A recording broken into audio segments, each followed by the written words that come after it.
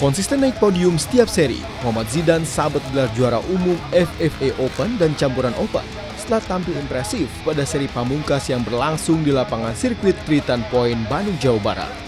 Di hit 1, rider asal Blitar ini sempat tampil kurang memuaskan setelah hanya menyelesaikan race di posisi 7. Di hit 2, ia berhasil menembus posisi 3.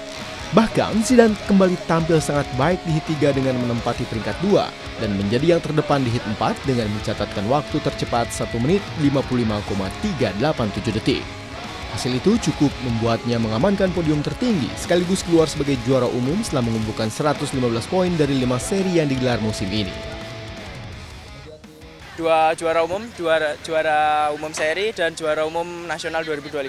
Ini tahun pertama saya ikut full seri. Tahun kemarin ya langsung juara umum full seri. Tahun kemarin saya ikut trail game, tapi cuman nggak full seri, ada bentrok balap di luar negeri, jadi nggak bisa ikut full.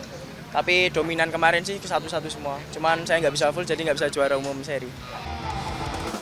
Zidane kembali berjaya di kelas utama FFA Open.